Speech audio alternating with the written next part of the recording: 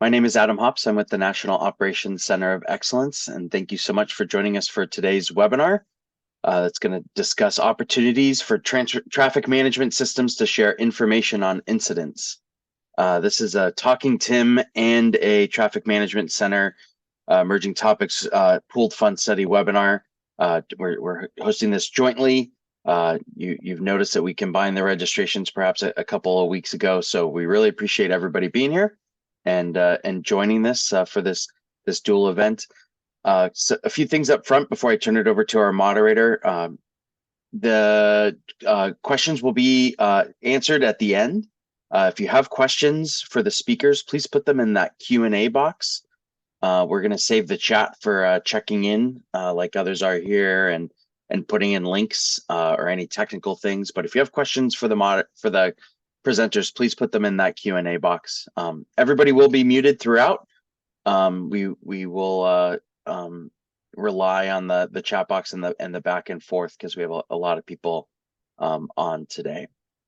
We're gonna start off with a poll that I'm gonna put up on the screen as I go through a few of the other housekeeping items, and folks should be seeing that now. Please scroll down as you answer the questions. You'll see more questions down there at the bottom. I wanted to go over quickly the webinar and learning objectives before I turn it over to Chris. But before I do, just a reminder that this webinar is being recorded and that the recording will go up on the NOCO website in the next few days. The best way to access it is to register for the newsletter and for the NOCO newsletter, and also to check out our YouTube page, and we'll put those in the chat box as well. So again, if you're looking for a recording, those are the best ways to get it. Subscribe to our YouTube page or register for the newsletter. And then we'll be doing some follow-up polling here at the end for you to provide some input into the traffic management, the TMC Pool Fund Study webinar series and upcoming topics and items. And speaking of that, we also have the ability to register for the TMS series through the rest of the year. So that'll be in the chat box as well and be discussed. So you can see on your screen the objectives for today to learn about the pooled fund study and the good work that it's doing, to share information within their agency on incident severities on different types of incident severities and their implications, and then hearing about lessons learned for those who have developed an integrated software and applications to allow the electronic sharing of incident-related information. We really appreciate John Obenberger and his team for organizing this, and Paul Jodoin and the Talking Tim and the Tim team over at FHWA for holding this jointly. And this is our agenda. And without further ado, I'll turn it over to Chris from Utah DOT. All right, Adam, thank you so much. I appreciate it. So, all right, I'm Chris Siavrakas with Utah Department of Transportation. I'm traffic operations engineer here in our traffic management center. We call it our traffic operations center. And I'm excited to be your moderator for today's session. All right, first thing I want to just cover some of the basics. We have a little disclaimer. U.S. government doesn't endorse any product or anything any manufacturers mentions that may come out in this presentation. And it's being presented by Federal Highway Administration and other entities, and those views are expressed views of the presentation of the presenters, not necessarily reflect those of FHWA or the U.S. DOT, and not necessarily the policy of the U.S. DOT. All right, so just a little overview of what the Traffic Management Center Pooled Fund Study is. It's a group of 25 public agencies and organizations. We're a part of that, and I've been excited to be a part of that in the past year here. I've known about it for a long time and through other work, but it's a great group to be a part of. A lot of people that have shared common interests. We address a lot of issues that come up with traffic management systems, as well as the traffic management center various challenges and issues that come about in our daily work. And it's great to collaborate with many of your other colleagues and discover that they have a lot of similar problems and challenges, and we share ideas on how to solve those. So So the goals of the TMCs is, obviously performance and the capabilities of the systems that have been ever growing in recent decades, and how they're managed and how they're operated. And our liaison to that is John Hochberger from the Federal Highway Administration. There's his contact info there. All right, I just want to give you a little insight to some of the current pool fund study funded projects that are underway. So obviously you can see a good list here of things that cover an array of topics that are common to many of the different challenges that come out with different TMCs. So it's an ever evolving rolling list of projects, but this is currently what's underway here. You can see I'm not going to list every one of those. You can read them all there. But we do have some upcoming on emerging topics and other methods to sustain resources and assets that are part of the whole traffic management system, as well as some TMS program organization, management performance, and staffing issues. So if there's anything that you want to be a part of on that, reach out to John Hochberger and his team to look to find ways to participate in that. So next. All right, so we also have in partnership with the National Operations Center of Excellence, this is the NOCO, as we refer to, the portal, which hopefully most of you found your way there to get linked up on this registration. There's a lot of great information and content that comes out of our group and other groups that get housed here. So this is a great place to check in on what what has been done in recent times. If you want to refer back to something you may have missed, or something that's coming up in the next few webinars, there's a good place to be watching that in this portal here. So, right, next. All right, so on the TMC pool fund study side, that we have a number of webinar topics coming up here. Here's the next timeline for what you see going through next spring of 2025. So today we're covering the opportunities for traffic management systems to share information on incidents. And the next one will be August 21st, which I'm excited to be a part of. I'll be presenting on that one for variable speed limits in Utah, as well as some of our colleagues. And hopefully you can check your calendars and be a part of those next upcoming webinars. All right, so I'd like to introduce Mr. Paul Jodoin from Federal Highway Administration. So Paul Jodoin has served as a traffic incident management, we refer to as TIM, program manager for FHWA for the last 10 years, focusing on institutionalization of TIM through various TIM regional and statewide committees, the advancement of TIM practices such as transportation and law enforcement, computer-aided dispatch integration, and improvement of incident detection and response through crowdsourced data. Mr. Jodoin also leads activities across 34 states, TIM programs to improve their collection, analysis, and use of TIM data. Prior to joining the Federal Highway Administration, Mr. Jodoin has worked 38 years for the Massachusetts Department of Transportation. For the final 12 years, he has served as the ITS Programs Operations Manager, with responsibilities at Massachusetts DOT, including management of the Traffic Operations Center, Traffic Incident Management Program, service patrols, and various other ITS and emergency-related programs. He was instrumental in starting the TIM program at Massachusetts Department of Transportation. So welcome. Thank you, Chris. I don't know who gave you that blurb there, but it's about 5 years old. I've been with Federal Highway for 15 years, so whoever gave you that should be punished because it's old. But anyways, thanks, Chris, and thank you to the pool fund study folks that are here today. Welcome. Those of you who are talking TIM, it's just the fourth Wednesday of every month. Those that participated in that with us every month, so you know me. I'm Paul Jodoin. So on behalf of my teammates, Jim Ostrich and Joe Tebow, we welcome you to our time slot. We had recognized that we had noticed that the TMC pool fund was going to offer this basically cross-cutting topic. So we said, hey, why have two topics that may actually impact both audiences? So why don't we have one webinar? So we sort of just thought that this would be a good fit for our slot here at the fourth Wednesday of every month. So that's what we're doing today. And so welcome to your TMC pool fund study folks that may want to join us. So we have many cross-cutting topics. In fact, all the speakers today, just about all the speakers today have talked on our Talking Tim webinar series over the last 5 years at one point or another. So with that, I'll get on to my updates. So just wanted to give you a few minutes for federal highway updates, and then it's all the TMC pool fund presentations from here on. So we just a few weeks ago, we had a senior executive.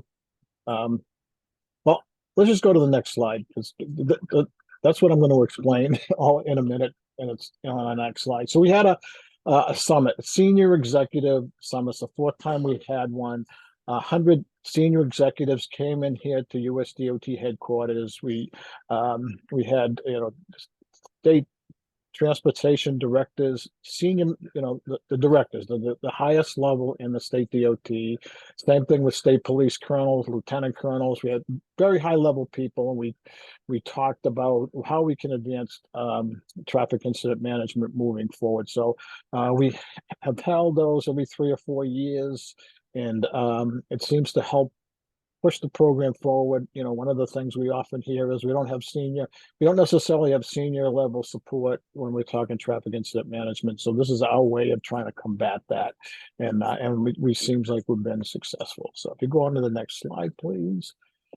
So we have this Everyday Counts initiative. I won't get into the details of that right now, limited time, but we do have a workshop on EMS to support post-crash care. It's part of the National Roadway Safety Strategy and our Everyday Counts initiative. So which we call Next Generation TIM, Technologies for Saving Lives. And but we're looking for participation. Anyone, often our EDC workshops are not open to just everybody, but we're opening this one up because we really want to make that connection, that a stronger connection with the EMS community and those TIM programs out throughout the country. So anything that anyone that may be interested in that, please reach out to us and we'll give you further information on that. So next slide, please.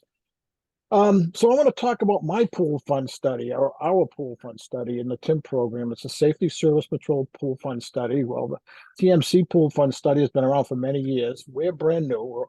Well, not brand new. It's been maybe 2 years now. We've been up and running. We have 19 states participating. When it came up, it came about when people from the community, many of the people that actually would be made in many respects, our supervisors, TMC managers, felt there was a need to have a group that worked on and discussed topics that are totally devoted to Safety Service Patrol. So they came to me on a number of times. I said, I don't have the time. But then we determined that it was a good fit for us. And so we've been managing this exercise for 2 years. Many of you, so we're looking for more states. We have 19 states at this point, but that's only about half of the states that have Safety Service Patrols in the country. So, we want you to join and many of you don't realize that this is federal funds that are just reallocated towards federal research funds that are allocated to the pool funds of your interest. In fact, not many, but some of the pool fund study for the TMC members are also Safety Service Patrol pool fund studies, because they asked me not to put it so close to the TMC pool fund annual meeting next year, our annual meeting. So with that, go on to the next slide where we have here, please. Yeah, so these are just some of the states. Ironically, for our pool fund is some of the best programs in the country. There's best service patrols. They're well beyond service patrols. Most of these that you see on the screen there. But we're looking for more. The more participation we have, the more we can advance the program with the research and the collaboration that's going on. It's just tremendous. Next, please. Yeah, so we're having a state of the practice report. We're finalizing, we're wrapping it up, and different chapters. And There'll be continuous research projects like you saw on the slide that Chris showed. We'll have numerous projects as we go through the years, and but this is the first one, basically updating a state of the practice report, and which is like herding cats, to be honest with you, because all states are different. They're different shapes, different hours, different equipment, but in many respects they are they also have the same mission. So with that, we'll go, what do we have next here? Slide. Oh, we wanted to give you an update on the National Responder Training Program. I've trained, it's been going on since 2012. We're aware of 721,000 responders that have been trained. It's a continuous program. There's training going on every day in this country on TIM related. We just completed a series of train the trainer sessions.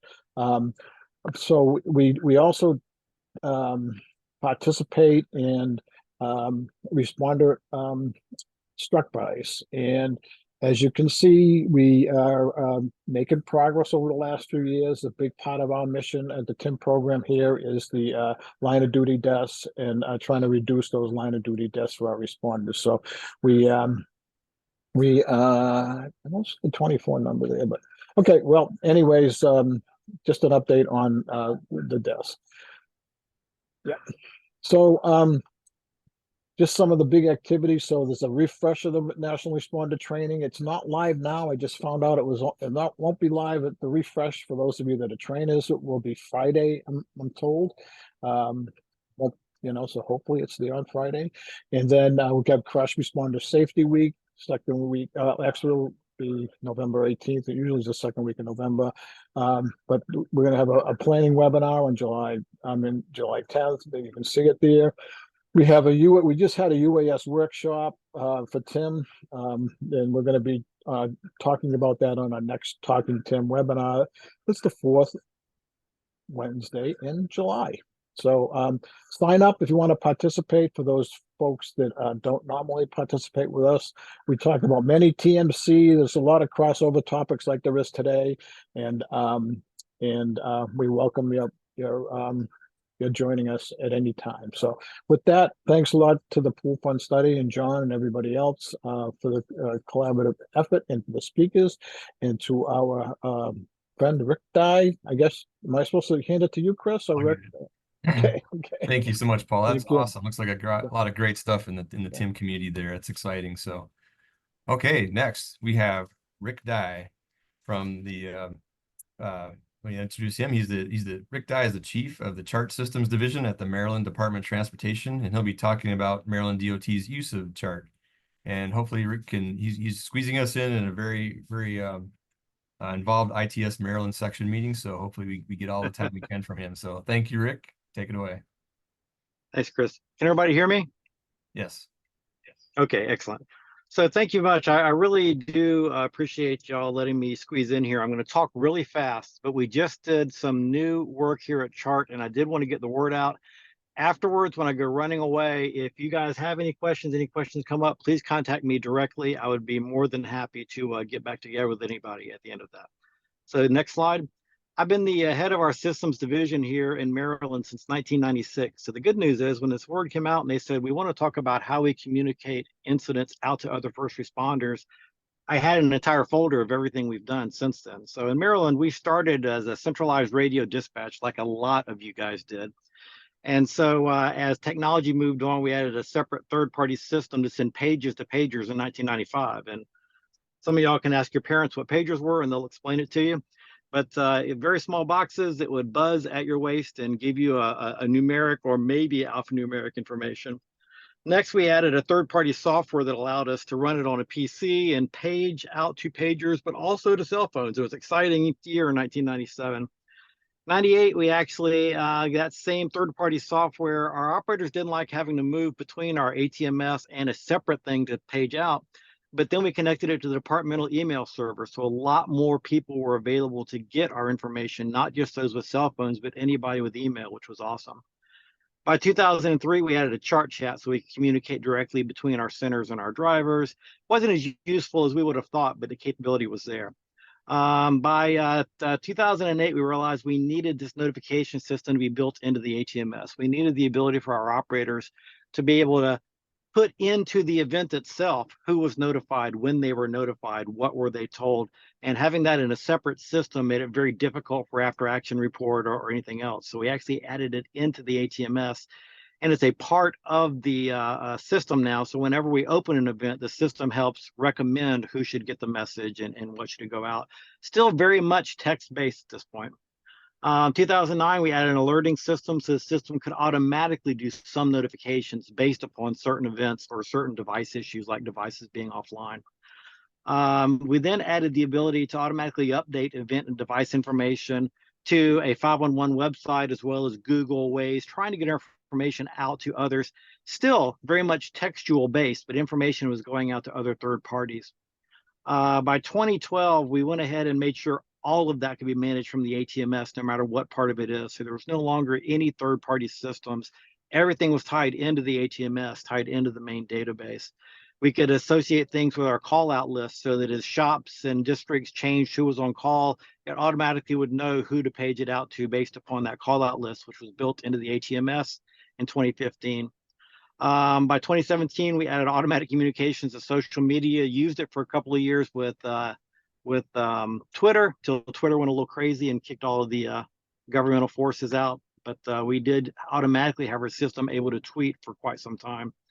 And then finally, we got to where we can assign our resources, trucks, cameras, error boards. Everything is in this detailed contact system. So by 2020, we were doing a pretty exciting job of tying everything into the ATMS. Next slide, please. So as the other things above were happening, by the late 2010s, the agency wanted more detailed information from the scene. So they decided when it was safe to do so, field units would actually send a detailed email to regional group. And it had some good points to that. It provided more detail than the notification, which was still based around that 140 characters of text. And it was getting it directly from the horse's mouth, not, the tag game of this is what I thought I heard and it gets slightly changed. But the negatives were pretty severe. The negatives of, is that the best, safest use of a field unit? They're out on the side of the road. Should they be head buried in a laptop? Plus, all of these were back to being separate from the ATMS, making it hard to access when needed. So we added something at the end of last year called Ops Email. Next slide, please. So next, built into it, we realized that we needed a more visually impactful presentation. 140 characters of text just wasn't doing it. Operations wanted it to be tied into the events that they're already working. So we wanted to tie it into their workflow and their SOPs. We wanted to be able to have this tied into the ATMS for that reporting accountability. It can be formalized now in the SOP because it's all part of our software that we controlled.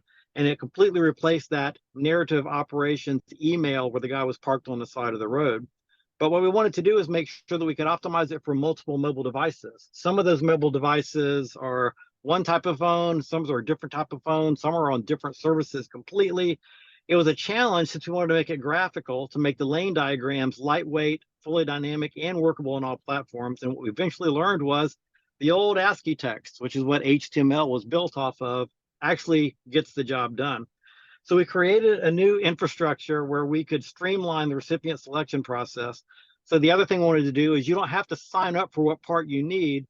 It was actually signed, it's currently set up. We just turned it on and it's currently set up for what is your region of that you're interested in, or you're interested in motor carrier, or what you're interested in. But we built software in there so that we can go ahead and update it so that in the future we could actually use Boolean expressions. So you could say, look for the word school bus anywhere in it, and you get added to the list. Look for Homeland Security anywhere in it, and you're added to the list. So we built that completely in it. To the right is an example of what it looks like. Next slide, please. So if you take a look at it, the enhanced features are there, including a link you can click on, which will take you to Google Map with a traffic layer on.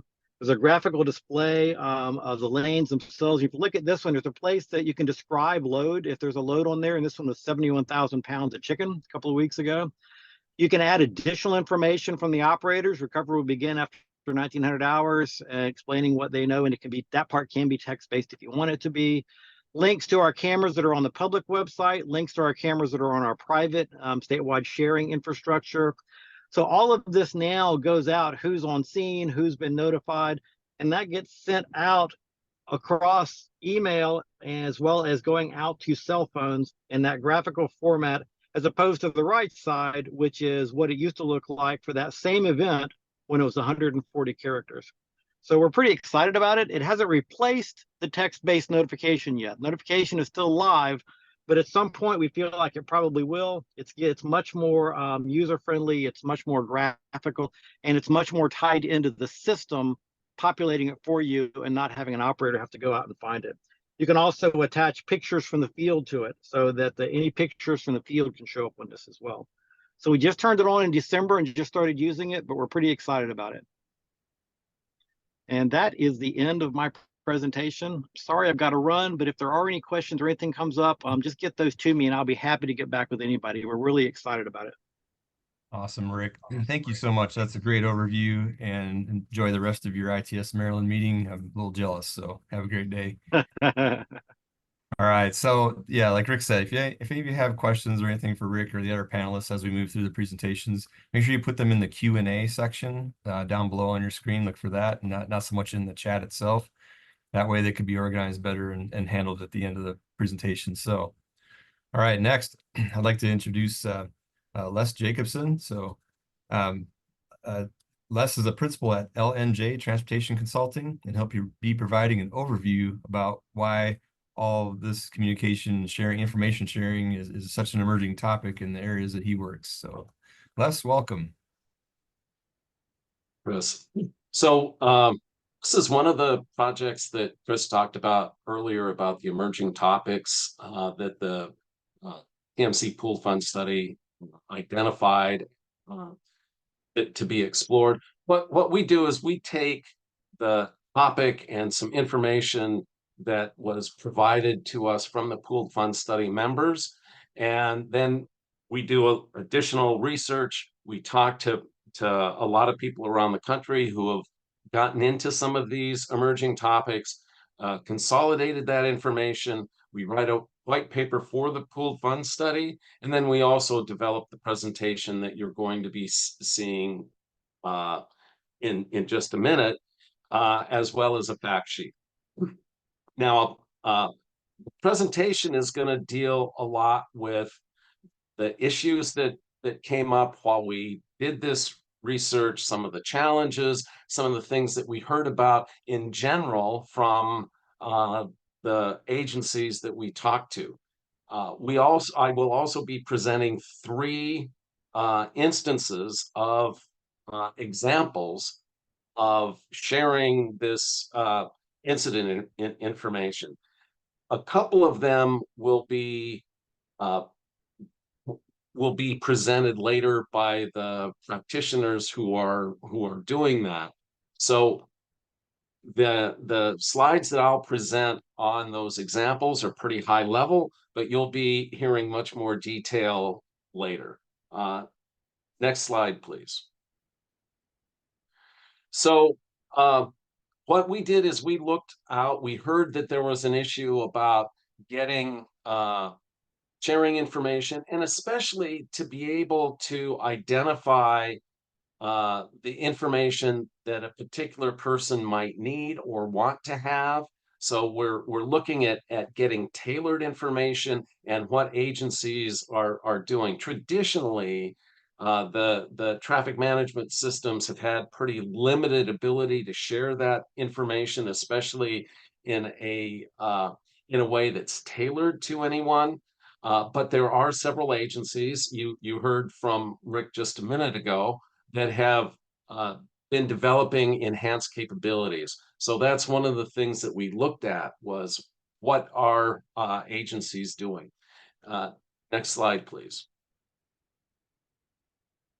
So some examples of the types of sharing that we looked at. One is if there's notification, or if there's information or a report of an incident or an observation of an incident, the idea is that the TMS shares electronic messages, much as you heard from from Rick to notify and provide updates on the incidents with the appropriate agencies, stakeholders, and emergency service providers, preferably in a manner that works best for them and providing the information that works best for them.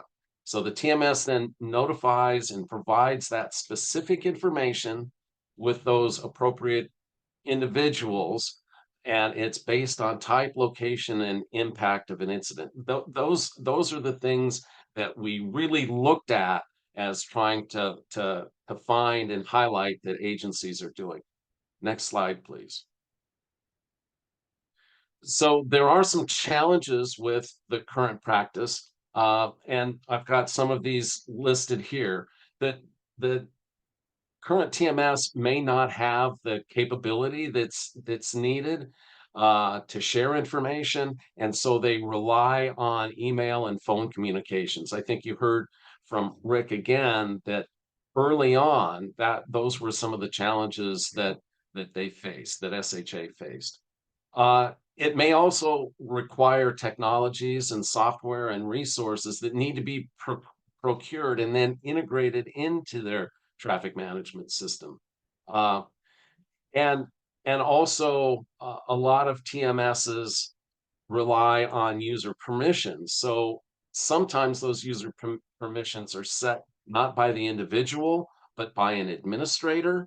And so sometimes it's difficult to get the right permissions to the right person. And there's also mechanisms that are needed to make sure that the correct information is shared with the intended people or the targeted people who are there. And some of the critical information needs include like certain notifications that should stand out as opposed to a routine email or text message. So how can we get somebody's attention that this is out of the ordinary and something that they really need to pay attention to, instead of just be another information type that comes in or another message that comes in. And another challenge is to make sure that the information is very accurate. It needs to be vetted, it needs to be confirmed, and it's very essential that this is correct before it's communicated outside of the TMC and the TMS. Next slide, please. So what we're hoping that would be done as a result or achieved as a result of this improved incident information sharing is, first, improved access to information, to get people to be situationally aware and to enhance the response to and clearance of incidents. So it's really about improving incident management and improving safety. We want to minimize the time and resources and staff needed for TMSs to share the information. Also, because the technologies and tools and resources will need to be procured and integrated, that it's really important that there's enough information that so people know what they need to get in those tools and resources in order to be able to coordinate electronically within an agency or with key partners outside the agency. Also, we would hope that as a result of this, that there'd be a much better way to customize access, to provide better notification frequency. So in other words, notifying them of the things that are important, but not inundating them with a bunch of notifications that they don't care about. Also, to make sure that the level of information allows the stakeholders to receive and manage the information, and it's the information that they want and they can take action on. Next slide, please.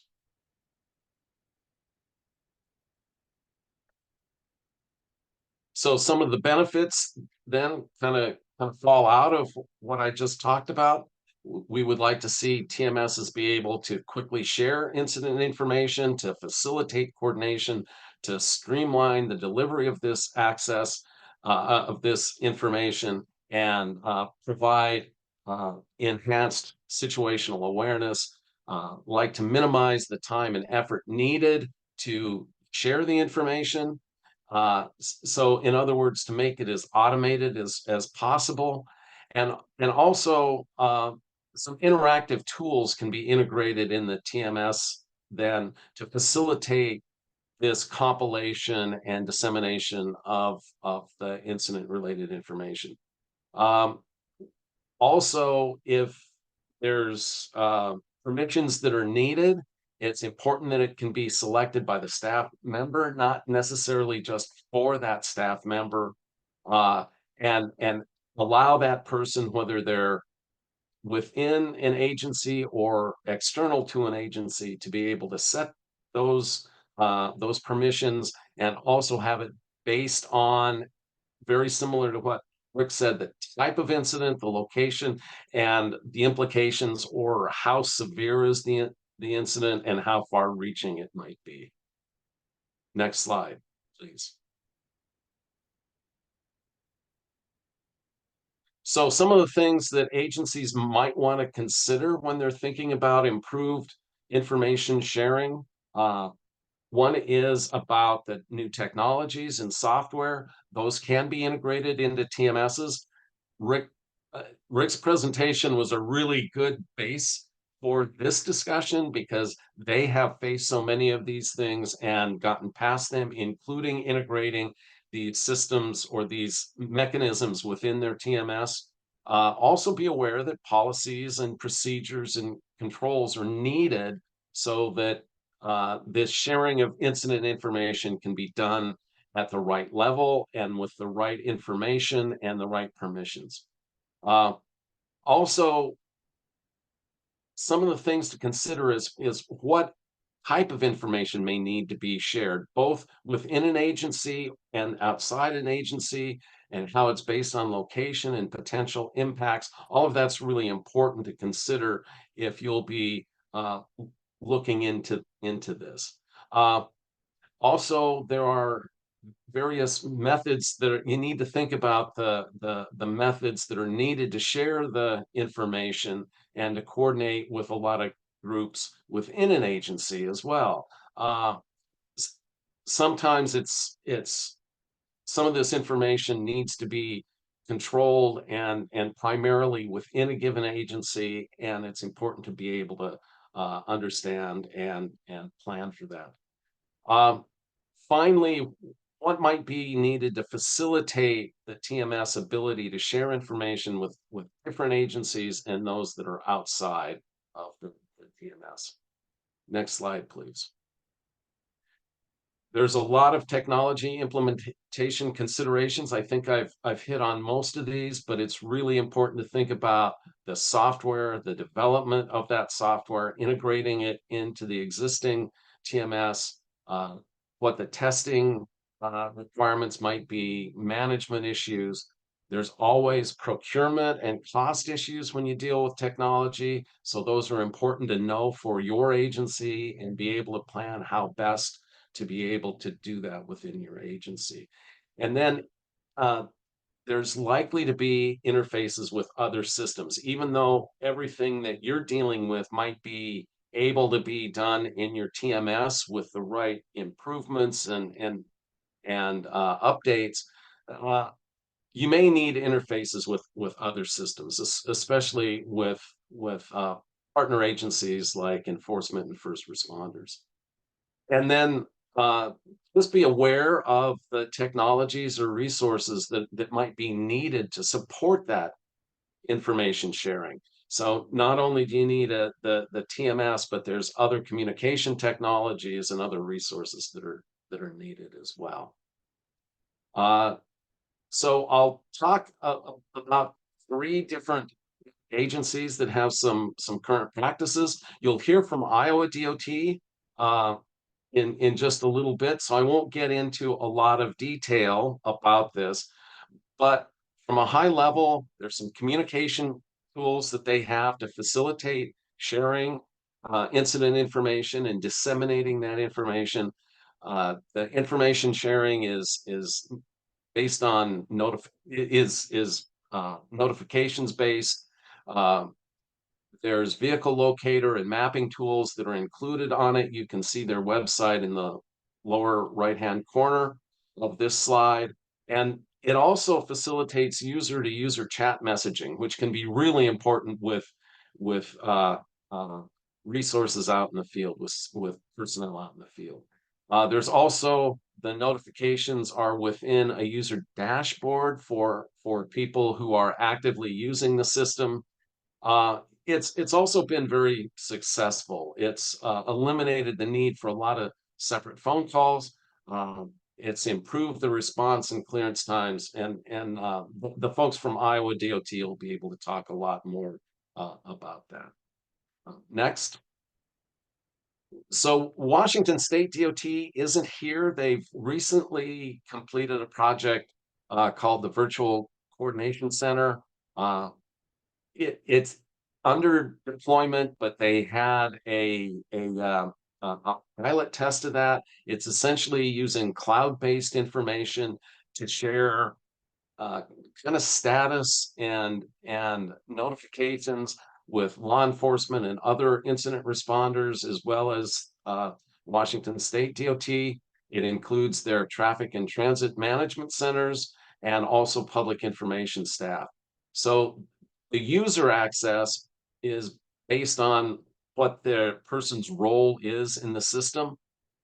All users can read whatever information there is in the system, and then some based on what the incident is and what agency is responsible. Some can edit that real-time information. Some can post the perimeters of the impact of the incident, as well as what some detours or alternate routes might be, where closures might be, and keep all of this information updated in real time.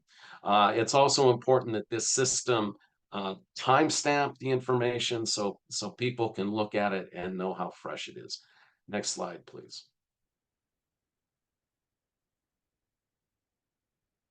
You'll also hear about Oregon DOT's InView, so I won't get into that in a lot of depth either. It was developed, to provide some situational awareness for Oregon DOT staff.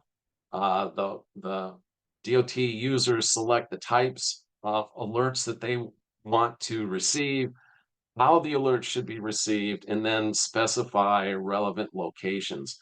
And that has been integrated with ODOT's TOC, but it can be pushed out to outside agencies like state police or local police. Next slide, please. So some of the lessons that we learned when we looked into this is that there's a lot of potential out there to improve response to incidents and the speed of that response. There's a lot of systems that offer the potential to access this real-time data to rapidly disseminate the information and improve situational awareness. Also, there's interactive tools that can be integrated to allow visual information to be uploaded. Mapping applications are often used. User messages can be sent and received based on user permissions and user preferences. And I think that's all very important as we move forward, and what to think about if you're thinking about trying to implement something like this in your TMS. Next slide, please. I think I'm done, and I can pass it back to Chris. Awesome, Les. That was a great overview, and I'm glad we touched on some of the topics that we're going to get into a little bit more detail here. So thanks for opening that for Iowa and for Oregon. All right. As next we move in, reminders that any Q&A questions, please bring those into the Q&A part of the module so we can monitor them there. All right. So next we have Josh Halterman and Ashley Hochberger from the Iowa Department of Transportation. So Josh is the National Model Program Manager at Iowa DOT, and Ashley Hochberger is the TMC and Highway Helper Manager at Iowa DOT. And they'll be talking more about in greater detail with Iowa DOT's use of their mock system. So welcome, Josh. Welcome to the webinar. Well, thank you, and good afternoon, and I guess good morning to some.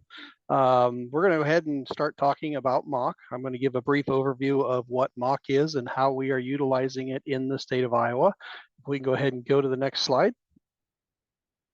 So what is MOC? MOC it stands for Mobile Architecture for Communications Handling.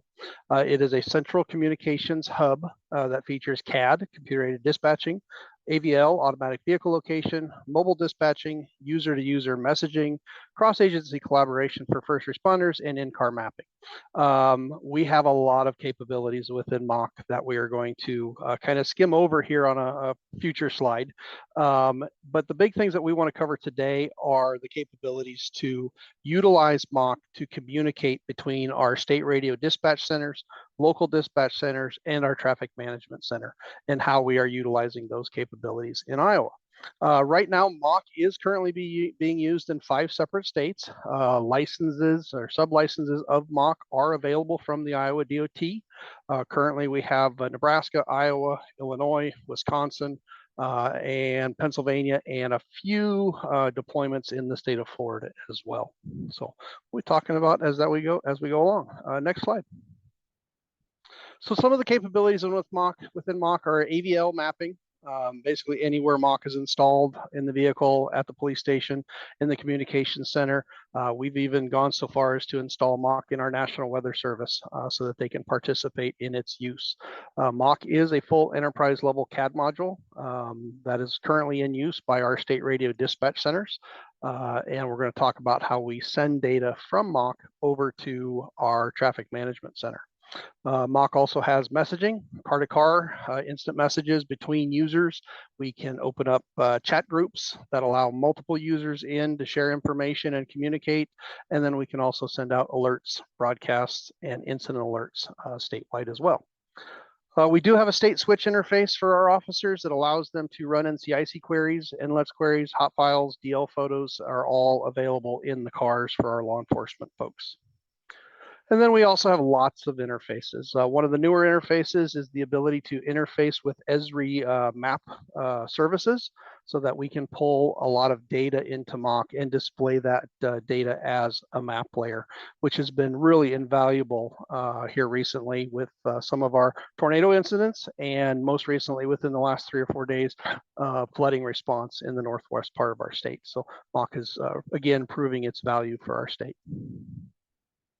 So what we have here is just a screenshot of what MOC would look like, whether it be in a dispatch center, whether it be in a patrol car, or even in an ambulance service.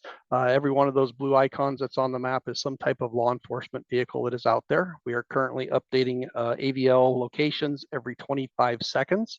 So every 25 seconds, we are receiving new coordinates from all the users that are out there. Next slide. I mentioned the chats. This is an example of the chats. This is actually an example of the chat sessions that are being utilized between our traffic management center and state radio dispatch centers. Every morning, basically at the beginning of every shift, our state radio dispatchers are generating chat sessions between our traffic management center so that they can share information and eliminate the phone calls, the emails, and some of the kind of things that kind of clogged up the process in the past. They can utilize these chat sessions to communicate and eliminate those other communications methods. Next slide. I mentioned a little bit ago some of the interfaces. This one is new within the last 3 months. It is actually in use in the state of Illinois. Illinois has partnered with us to develop an interface between MOC and Waze. So every time certain calls for service are generated within the MOC CAD, that data is automatically sent over to Waze, which is then displayed on the Waze map. Again, great for sharing information, not only with their partners over there, but with the motoring public. Hopefully, the intent is to get motoring public to slow down, move over, and avoid those officers that are performing activities on the roadside, whether it be a crash, whether it be a simple traffic stop. This is an attempt to try to notify motoring public that, hey, there's law enforcement ahead. Please watch out so that we're not getting hit on the roadside. Next slide. This is just a screenshot of the CAD. This is again, this is our data capture for incidents that are being called into our state radio dispatch centers. This is just one small piece of the computer-aided dispatching. It's basically a grid of active calls for service, and it is showing us what's currently going on there. The information that is populated into CAD is then being shipped over to our traffic management center via an XML feed, and they can then ingest that into our traffic management center. So right now we are only sending certain call for service types over to the traffic management center. It's generally something that's going to impact the roadway. So it has to be a crash or debris in the roadway, or maybe a motorist assist that is being shipped over to our TMC. When the call for service is closed, we send an update over and let the TMC know that that particular incident has been ended and is no longer impacting the roadway. Next slide. So this is just an example of the type of information we are sending over to the TMC. You'll notice that there is no PII. There's no unique identifiers for any individuals or vehicles that are a part of that call for service. That's again to ensure the privacy of anybody involved in an incident within the computer-aided dispatching. So these are the data fields that are being sent over to our TMC, which is then ingested into their applications within the TMC. Next slide. With that, that's how we're capturing the data within MOC. That's how we're utilizing MOC on the MOC side. I'm going to turn it over to our TMC program manager, Ashley Hochberger, so that she can talk about how they're using MOC in the TMC and also how they're utilizing the data that we are sending over to them. Thank you. Thank you, Josh. So I just wanted to go over a couple of things that Josh had said, circling back to the group chat. That's what the TMC, the operators, are utilizing day in and day out. And we are utilizing that with the state radios, but that actually has been able to be expanded to some other agencies as well. Dubuque County is one, for example. They're in the eastern part of the state.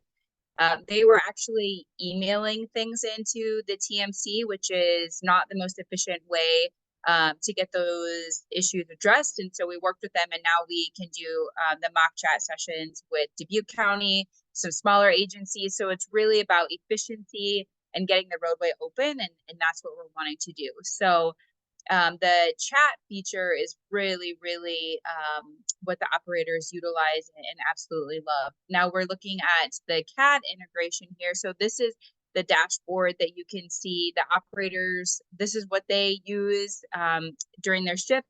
So if they get an alert from the CAD, then this is what it would look like. So you can see here, for example, if there is a stalled vehicle on the shoulder, the alert would come in for the operator.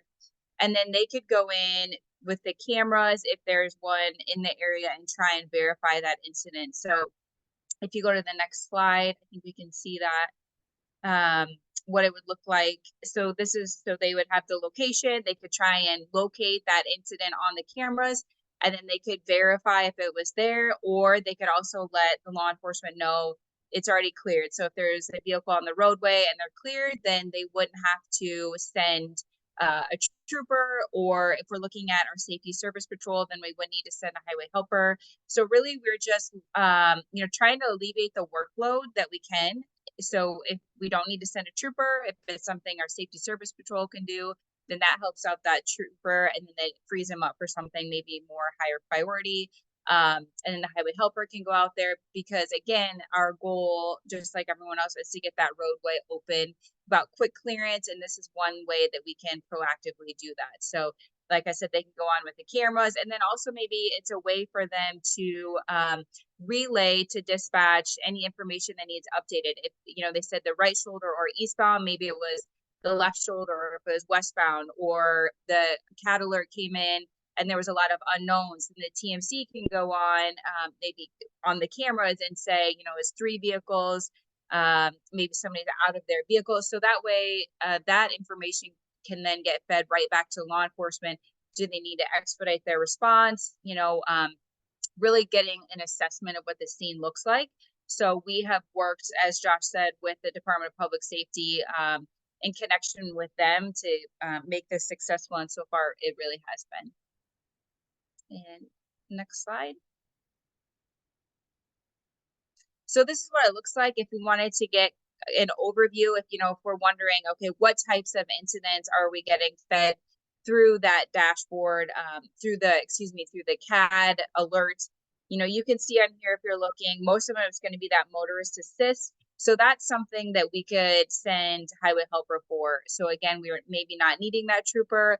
They can stay free to respond to other more high priority things.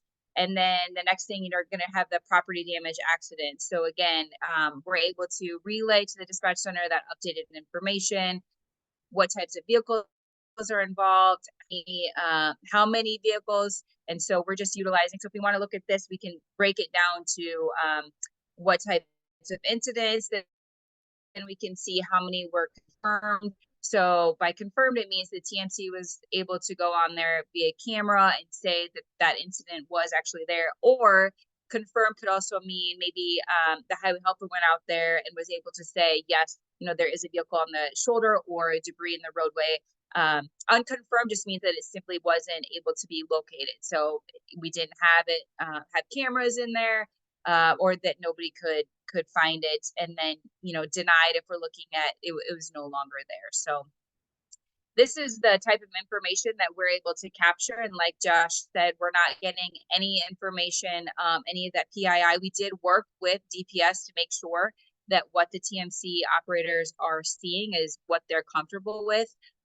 So if you're looking at exploring this, I would highly encourage you to work with your partners up front on that to make sure that everybody is comfortable with what's being fed to the TMC. And that is it. All right, awesome. Ashley and Josh, thanks so much for that great overview. That was a good example of how to break through some of those information sharing barriers that you did there in Iowa. So, okay, next we have Brent Atkinson. Brent Atkinson is the Traveler Information and Performance Measures Coordinator at Oregon DOT, and we'll be talking about the Oregon DOT's use of InView. Welcome to the webinar, Brent. Hey, thank you very much, Chris. Good afternoon or good morning, depending on where you live. Yeah, I'm going to spend a little bit of time this morning, or for me, it's morning, talking about how our dispatch centers or traffic operations centers share information. Got a couple of different ways that we do that. So we'll go through those. And if we could, there we go. So we have a process for sharing incident information with our internal groups, the ODOT stakeholders, and then we also have a method of sharing information with our 911 partners, or several of them, not all of them. And we'll start with talking about the InView and the internal notifications. So just some background, TOX, Transportation Operations Center Systems, is our kind of a homegrown dispatch software, our CAD, and InView is a web-based system that taps into the same data. All of the same information is shared, but InView is a more user-friendly, a layman's way of getting to that information, as opposed to the more complicated and detail-oriented dispatch software. So notifications are sent to recipients.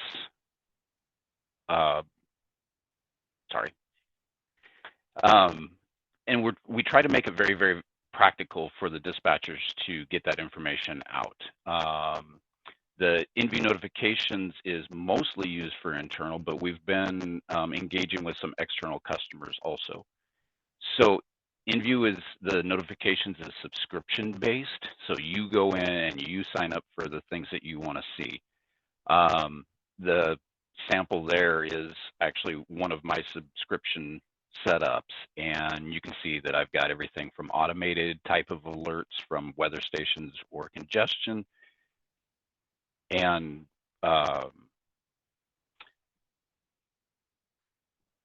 some of these are more or less seasonal. So I get the flood and the debris flow type of stuff in the winter season. You can suspend these subscriptions temporarily and not get the notifications, or you can get them all live, sign up for as many as you want. It is very possible to be overwhelmed with the amount of information that the dispatch center send out. So you are able to select what you want to see and when you want to see it. If we go to the next slide, that slide will show a summary screen of what I've signed up for one of my subscriptions. You can see I've got bridge lifts and chain conditions and major crashes. There's others in there, and that I want to receive those 24/7 for certain areas within the state, and I get those on my personal cell phone. I can choose email delivery, I can choose work cell, all kinds of different delivery methods.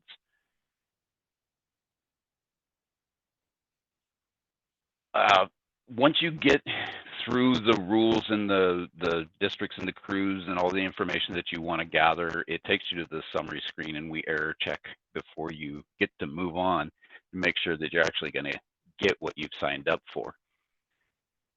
So in the TOC system, which this is a picture of, one slide back, please.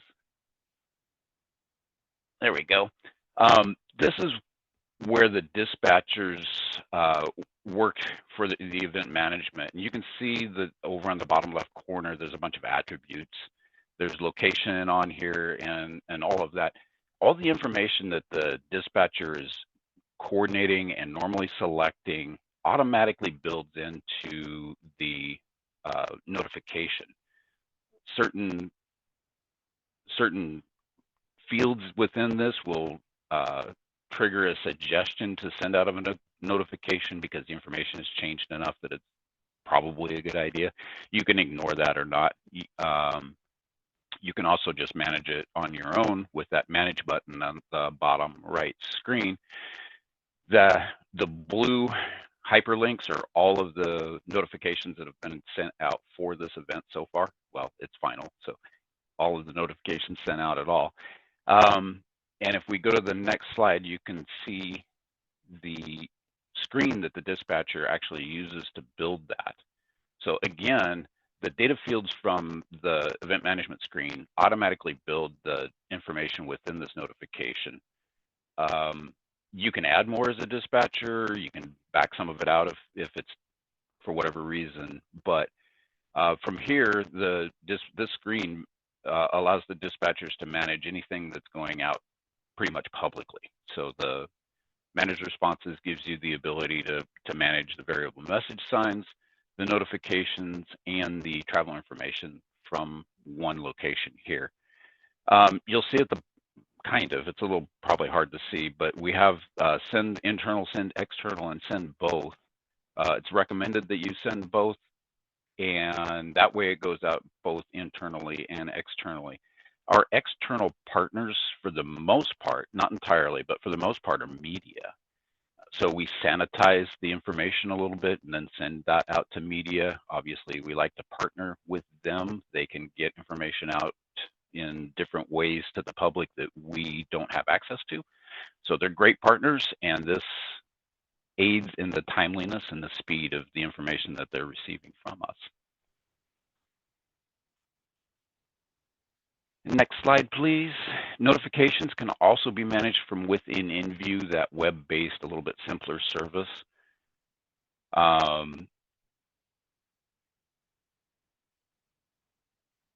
This utilizes all of the same backend services that TOCS uses to send these notifications. It's just, again, it's a little bit more user-friendly, a little less techy, a little less dispatchy, if you will. Next slide.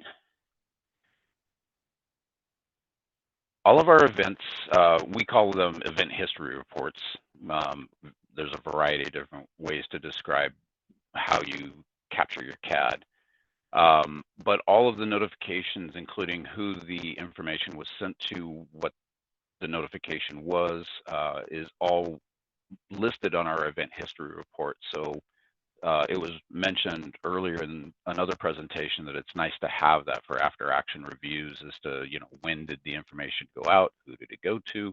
So that's where we capture all of that, and, you know, notice it's timestamped so that we can keep up with everything.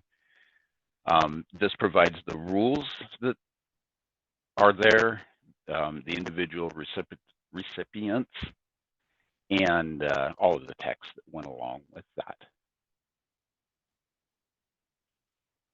So that took us a while to build. The lessons that we've learned through this process is that if you're going to do self-subscription, it needs to be relatively easy to manage and figure out that you're subscribing to the things that you want to know about. As an example, our date and time picker is really, really awful. So if you do a review of people that have signed up for notifications, most of them are 24/7, even though they maybe would prefer not to be, but it's just so hard to pick a date time range that they choose to just get them all and ignore the ones that are after hours or during hours, however the case may be. Excuse me. These rules need to allow for a lot of distinction.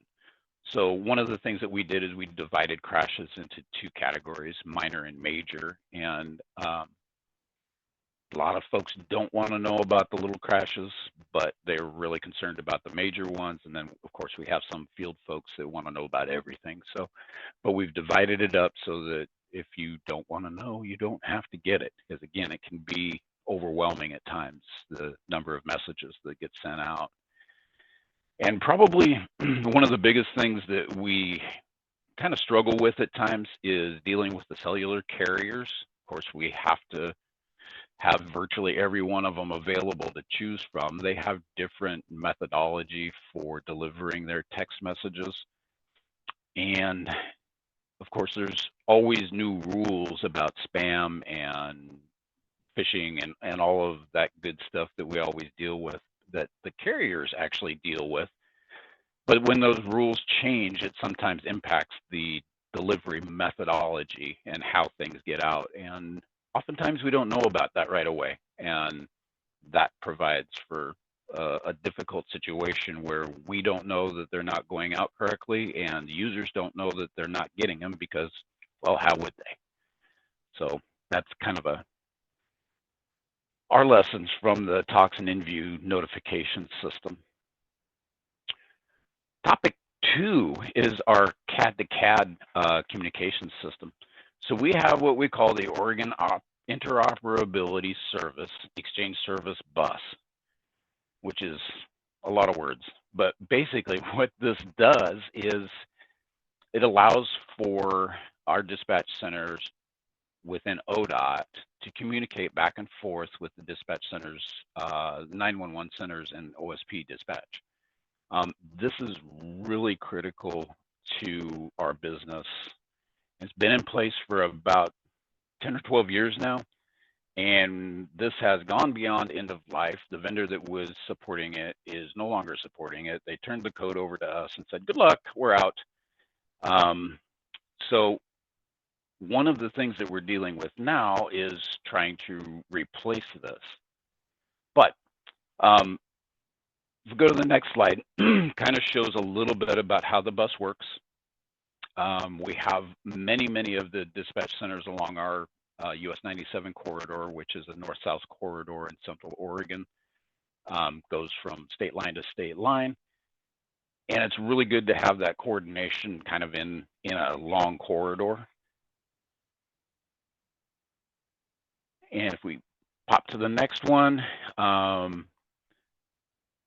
what this process does is it allows for the quick confirmation of, depending on who arrives on scene first, they can get the information to us via CAD, and it's quick confirmation. It allows us to release travel information in a very timely way. It allows the TIM timeline, that notification process, that very beginning of the TIM timeline, to be a lot faster than it would be otherwise. And as again mentioned in other presentations, there's a resource management component. You know, how many people do we need to go? Do we need law enforcement? Can we handle it as a safety service patrol without any additional help? And it communicates about tows, hazmat, and all of that stuff that is involved in incident management.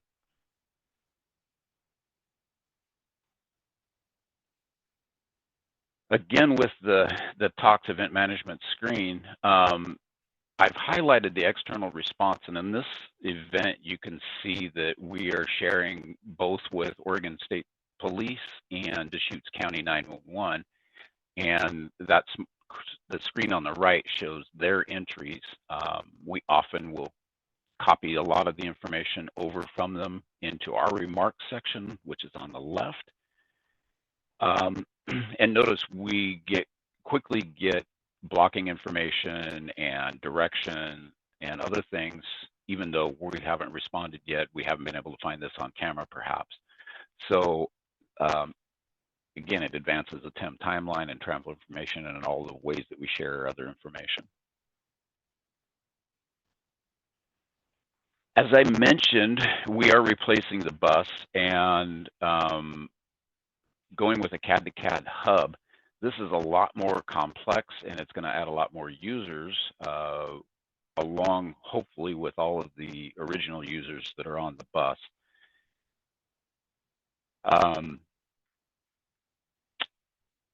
I guess it's not important to know the agencies, but these agencies are not the same agencies that are available on the US 97 corridor. Most of these are in the Portland metro area, and it'll be a really good addition to the information that we already have.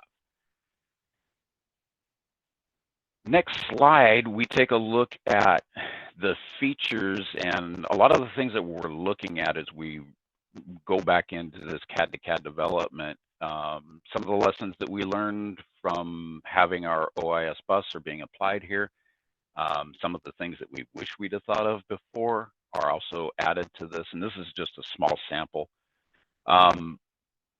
Also mentioned in other presentations is, how do you map how information comes across?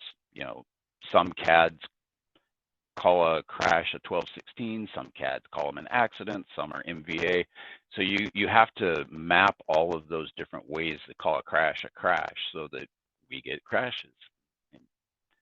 That actually takes quite a bit of effort and quite a bit of thought, depending on how many CAD integrations you have.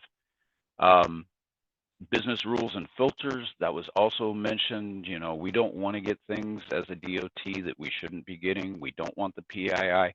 We don't want to know necessarily about a burglary that's happening at a location along a state highway.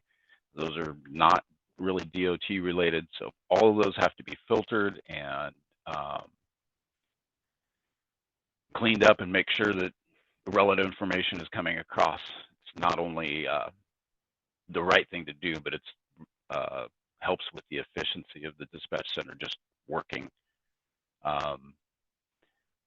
So the last slide here is talking about the incident mapping. The other thing that I wanted to discuss or just mention quickly is thoughtful decisions around other agencies' data being archived into your system.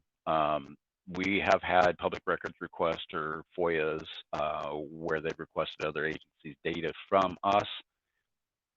Again, their data is scrubbed so that we don't get a lot of stuff that shouldn't be released or needs to be redacted. But, consider that if you're making the decision to integrate CADs with other folks. Chris, that's what I have for today. All right, that's awesome, Brent. That's actually got me thinking about a few updates maybe we want to do with our system and how people can subscribe to different things at different levels. But definitely good to know lessons learned on those challenges of how to make those thresholds more intuitive and understanding. So great. Thank you. All right.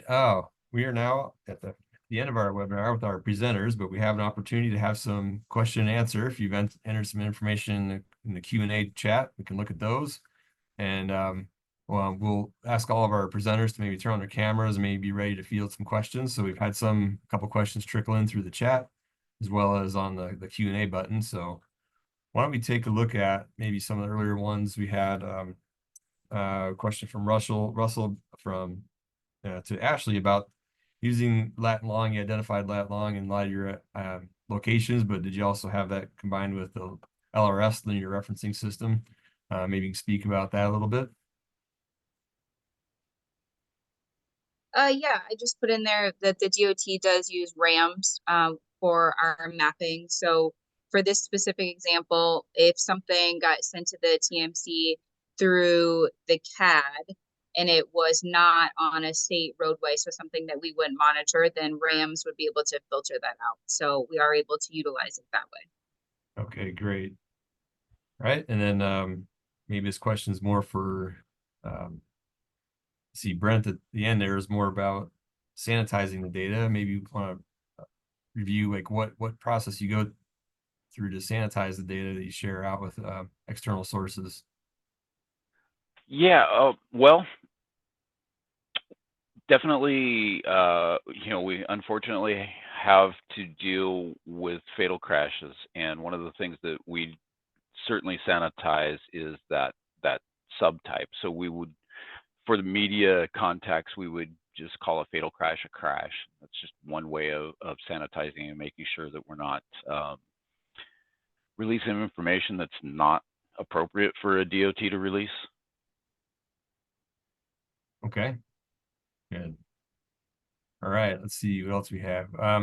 So Angela had a question about what do you also share information out with towers? I believe that's the question, is those in the tow industry, are they connected in on some of that response notification? Or if that's for me, then yes, right, we yeah. can include them in the notification process, and many of them monitors several different ways of getting information. I would say that's atypical, but it is available. All right, perfect.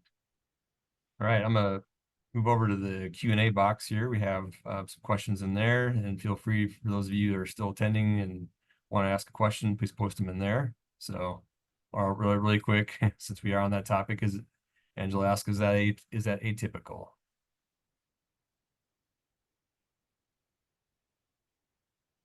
Back to the tower question. I'm sorry, I missed what you asked. Angela just followed up with the follow-up question saying, why is that atypical with the tower? That's a really good question. Our notification system, unfortunately, we were a little short-sighted when we developed it, and we don't really have a public interface. So to add an external partner to our notification systems, they have to contact us, and a dispatcher actually has to create a record of them within our InView software, which takes time and it's a lot of effort. So we don't advertise that it's available, but it can be done. It's just it wasn't thought through. It was designed as an internal notification system rather than an external one. We were short-sighted. Lesson learned. All right. Okay, let me get through some of the Q&A box questions here. Some of them might be intuitive as to who they might go to. Some might be more broad to the whole panel, so we'll just take them as best we can. So this one's from John. Is the CAD to CAD hub a vendor provided solution? For example, the Central Square has a solution called Hub that is the interface to other CAD systems. I don't know if you could speak to that, maybe Brent, since you had CAD to CAD discussions there. Sure. Actually, we are working with Central Square, and they are our vendor. It's been a difficult integration, but we're making good progress. So yeah, there are a lot of vendors out there. This is not being managed by the state DOT or even the state police. This is actually being managed by a consortium of CAD provider, or not CAD providers, I'm sorry, dispatch centers in the Portland metro area. We're tagging along. So okay. We didn't pick them, but that's definitely who we're using. All right. Let me shift gears a little bit about, maybe this could be broad to everybody here. This is from Omer. Is a question about the infrastructure. How are the infrastructure related issues handled? For example, like if there's a slough on the side of an embankment, or if there's retaining wall issues, or some of those other infrastructure issues that may not be crash necessarily, but they're problems that the DOT has to respond to. Do any or all of you have some slice of how you deal with those things that are more infrastructure based?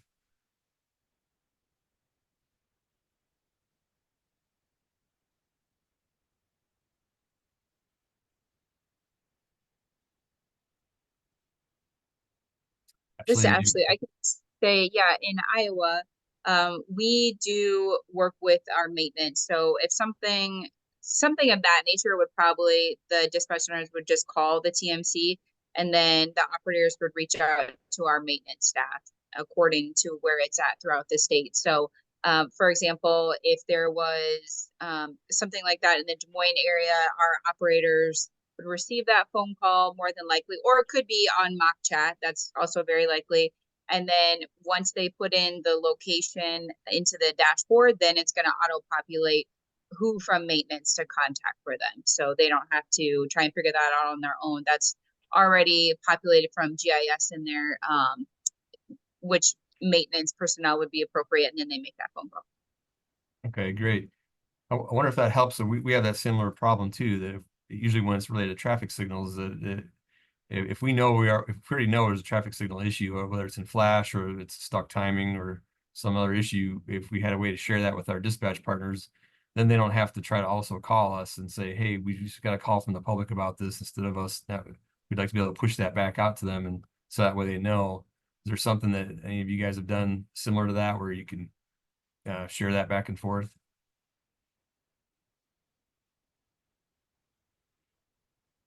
Again, for us, I can say mock chat is how we would do that. I mean, for example, like our phones went down in the TMC, something like that. And so we are just able to put on mock chat, hey, our phones are down. So we're going to exclusively be able to use the chat session. So that's what we use it for. And so there is some redundancy, communication redundancy in there, but also if we just need to send out a mass thing, hey, we already know about this, or, you know, if one of our signboards isn't working, hey, we know it's down, you know, if just to kind of get ahead of it. So that's a lot of what we use the chat session for also.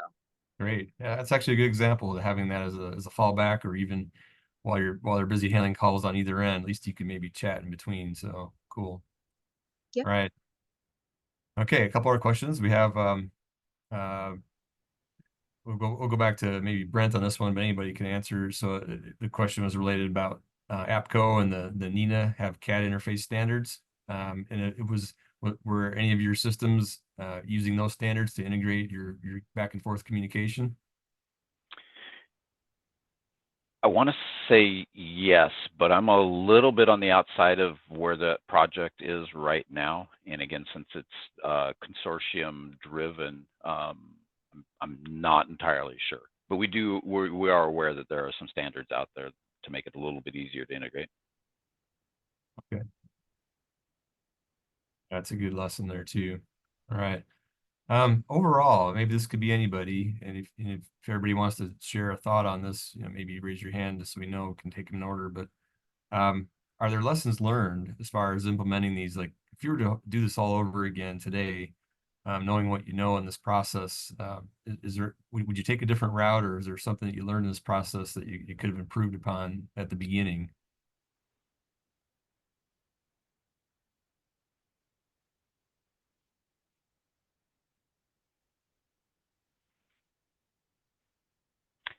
Well, I can try and address that. I did, cover several lessons learned. A lot of our technology, a lot of the things that we're utilizing are perhaps a decade or so old, and technology has evolved a lot since then. Definitely integrating the notification system in with your dispatch software is really important. We've done that. It wasn't our first iteration, kind of along the lines of the way the Maryland chart developed. We have a very similar history. It was really interesting to hear that part earlier in the conversation. So a lot of what we've learned, we've redeveloped over the years as we've learned lessons. We've adapted to them and moved on. Looks like Josh Great. might have a couple of things to say about that Josh, too. got some thoughts there? Yeah, I do. With the deployment of mock in the state, there was a point in time where we only expected 20, 25 agencies to be utilizing the application across the entire state, and we were not prepared for the popularity and how many agencies would actually be interested in joining with our mock application. We now set at 404 agencies, which is nearly every agency in the state. So resources to support said application is really important. Right, awesome. Hey, Chris, could I just jump in for a second? Yeah, Paul please, here Paul. for a second. Hey, so I'm very familiar with the mock system. Well, not very familiar. I'm familiar enough. I'm old friends with Josh, and you know, people don't realize how cost affordable that system is, and it's part of the track system, which is a crash reporting and law enforcement system. But please investigate. I don't even understand why more people aren't participating with Mark and with the track system. So there's a sales pitch. I don't work for Josh. I'm not, but I'm telling you, I cannot believe that more people aren't.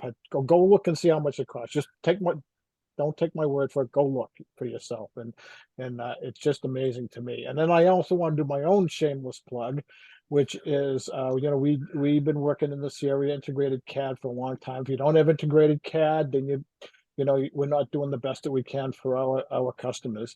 And we have a couple of documents on our TIM website on, we did a primer on integrated CAD. So it's right on the web page under what's new, and also a fact sheet. If you want to try to explain a little bit about integrated CAD on a you know, with a one pager, that's there on our website too. So sorry for interrupting, Chris. I just couldn't bite my tongue any longer about Mark. I'm glad you stepped in to advocate further on that. I appreciate that.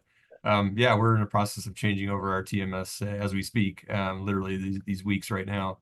And once we get past that point, we do want to look, our agency as well, want to look at how to improve that interaction as well. And we may be taking a closer look ourselves. So thank you so much for that. All right. Those are all the audience questions. Let's see, maybe we have one more pop in here. Oh, here we go. So John asked, you know, so this is for Josh, is any of your software APIs system available to provide to other agencies? Is this something that's kind of more of a open software architecture that can be shared easily? It's not too proprietary. So we don't necessarily have an API into mock, but we are hitting other APIs to pull data into mock. Any custom coding or custom building of what we refer to as bots can be done. And that's how we're doing things like sharing information to Waze, sharing information to our TMC. We're doing small pieces of custom coding to the mock application. When we license mock to a state, it is a statewide license. So you are free to share mock with any agency within your state for public safety uses. Awesome. All right, that'll do it for our questions. You can reach out to those individual panelists on your own or through this process of some of the main points of contact to get more details. With that, we need to first, let's give them a little round of applause, a little digital round of applause for their excellent presentations today. And we have a couple wrap-up slides to get through here. I just want to also thank first of all the panelists for doing a great job getting through their presentations. They got in some really good detail, good overview in a good amount of time.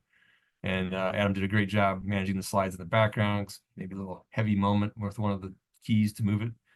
So, all right, back to the TMC. We've got some work products that we're releasing now available. We've got some items here you can check on the website to learn more about these. The link is there below. You have to kind of copy paste it or go to the TMC Pool Fund Study overall. You can Google that and then dig down in there. Next slide.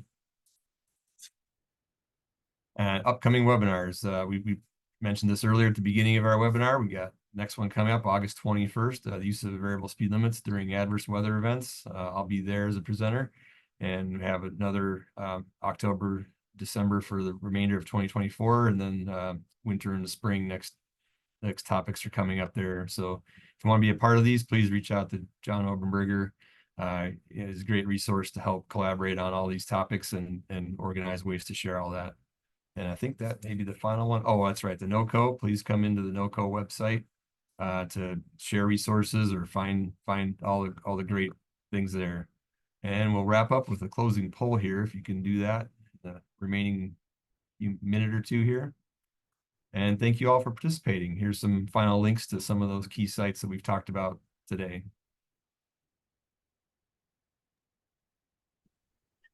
Chris, thanks so much. Thanks so much to the TMS pool fund study team and Talking Tim, our Paul and the Talking Tim organizers. This was fantastic. I'm gonna turn off the camera and leave things open for about 2 minutes. We'd love to get your reaction to that poll.